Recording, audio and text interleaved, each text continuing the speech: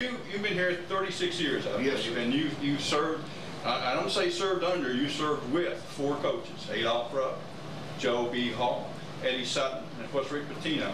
Now if I gave you a word association test, which I'm going to do, by the way. Oh, good. Okay. Let's try it. I'm going to just give me one word to describe each of the coaches. I'm going to say, hey, Adolph Rupp, one word. Innovator. Innovator. Okay, that's a good one. Joe Hall. Successful. Okay. Eddie Sutton. Adversity. Adversity. Okay, and Rick Pitino. Motivator. Rick, I tell you what, Rick, you're in trouble. This guy can write his own book. Everybody who was around Coach Rupp has a favorite Rupp story, and you probably have told a number of Rupp stories. Do you have one that particularly stands out in your? Well, you know, Coach Rupp is a storied character. That's a fact. Mm-hmm. And just like most stories, you know, you can't tell them all for public. Well, that's right. We have a family audience out there. Absolutely. I can give you one that's highly acceptable.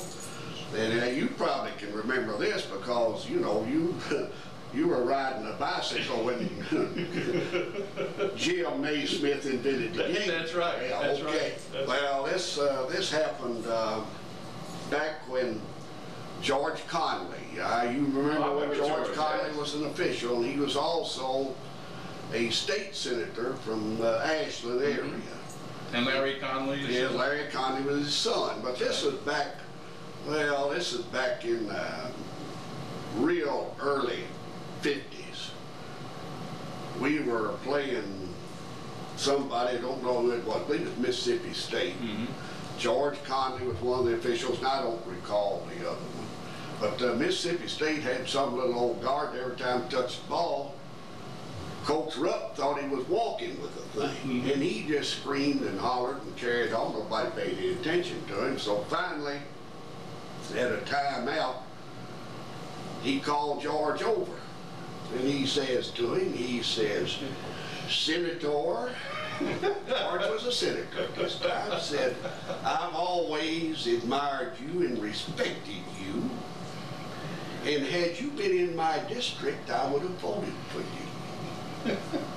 But he says, "You know, I've been reading the newspapers and I see where in Frankfort you voted to appropriate $85 million to the improvement of the highways in the state of Kentucky. And by God, you don't know traveling when you see it." Let me ask you about another area of your expertise, and that's just the equipment. How has that evolved since you've been, I mean, we've gone from shorts that wouldn't be allowed on the court, as it probably is indecent right now, to shorts that go down past almost past your ankle now. You can almost tuck them into your sneakers. Yes. Well, how did that happen? What's going on here? Well, you know, that is that's quite an adjustment. But you know, now I'm a 90s man, so it don't bother me. It bothers a lot of other people, but it doesn't bother me. You adapt. That's why right. You survived as long That's as you right. have. Hey, you've got to be, well, you know, seriously, DG, you know, I spent my life around young people. And thank goodness, I think like the young people. In fact, they got me. I wear shirts 3 times too big for me now. And I mean, that has to be a big shirt, but I do it. So now you're a role model for them now. Yeah, right. Okay, yeah. And making a fashion statement at the same time. That's right. But yeah, they you know, the practice gears become quite sophisticated, and then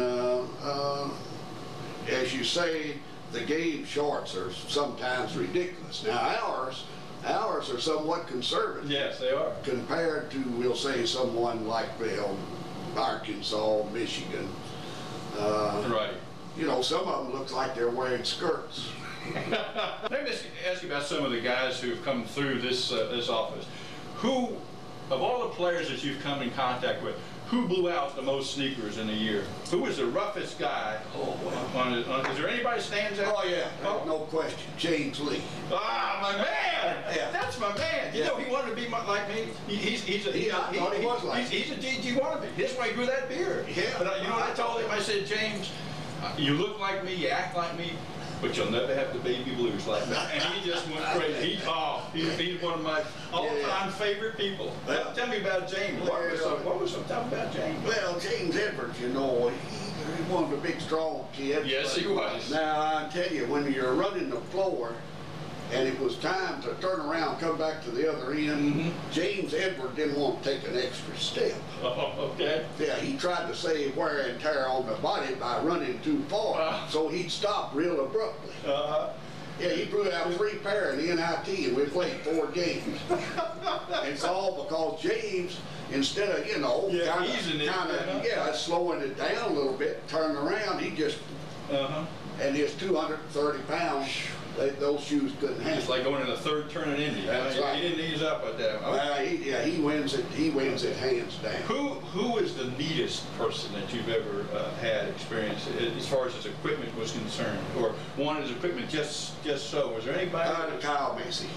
That doesn't come as a great shock. No, what did he have a regiment or something? Did he want everything? You know, his shirt. No, he's his last year here, he wore a size 11 shoe on his left foot and 11 and a half on his right foot.